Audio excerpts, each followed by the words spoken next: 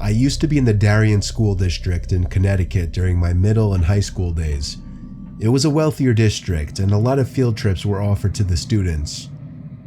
I was a member of the chorus, and every year we'd take at least 1 or 2 optional field trips as a class. The year in question, in which I was a sophomore, we took a trip to Woodloch Pines Resort in Pennsylvania. The bus ride there took a few hours. I was with my friend Landon. We were going to be sharing a room. From the moment we got there, we figured it was going to be pretty dead. It was November after all, so it was cold up there. We had 3 days planned for the trip, and there were 4 chaperones. They weren't really following us at all times, we just had to tell them what activities we'd be going to do. The first day was fun. Landon and I, along with 2 girls who we were friends with, did some go-karting, rock climbing, went in the pool, and then we went to eat dinner. After dinner, we went back to our room and just hung out for a while.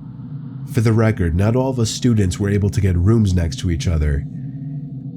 The room was ground level, and there was a clear sliding door that provided a view of the lake down the hill. We went back out for a while, then came back to the room at about 10 o'clock. We left the blinds to the door open because the moon was giving off a cool reflection on the lake down below. Little did we know that would be the start of a nightmare. If I had to guess, I would say it was a whole hour of us just rolling around in both of our beds trying to get comfortable, occasionally talking, before Landon, whose bed was closer to the door, screamed.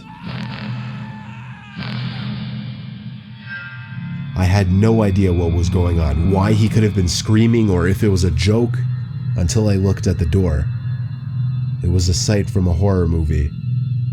There was a really tall, skinny older woman with long grayish hair standing on the other side of the door, with her hands cupped up against the glass next to her face, as if she were trying to better see into the room. The woman then walked away. Landon looked at me, I guess waiting for me to get up so he would have the confidence to get up as well and run outside after her. When we did, we didn't see her anywhere though. The cement trail that ran past each and every room of the building was void of any people. There was nobody on the surrounding grass, nor anyone walking down the hill. We both saw the woman though, so we knew we weren't seeing things.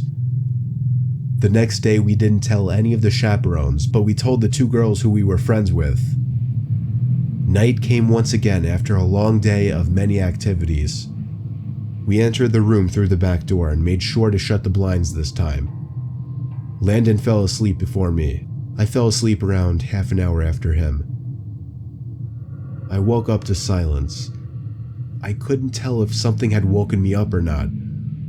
All I knew is that I didn't feel right. I sat up and whispered Landon's name to see if he was awake. He didn't answer, so I turned to the left out of pure instinct and curiosity to look at him. But I couldn't see him. Something was blocking my view of the other bed. I looked up, and towering over my bed was the tall old woman.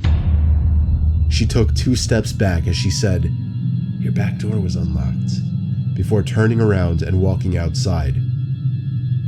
I was frozen in that bed, except for my shaking. I woke Landon and told him what happened.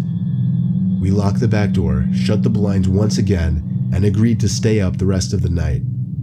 It was already 4 in the morning, so we wouldn't be losing much sleep.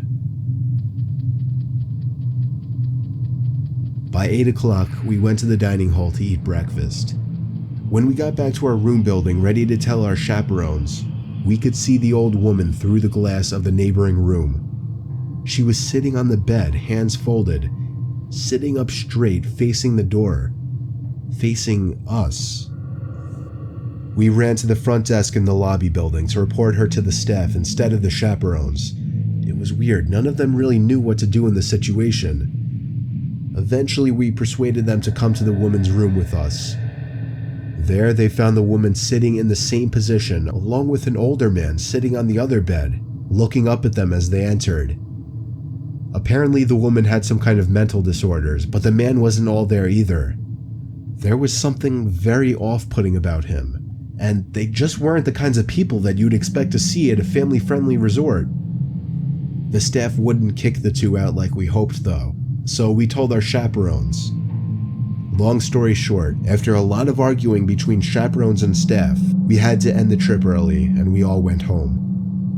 Me and Landon were just happy to get out of there.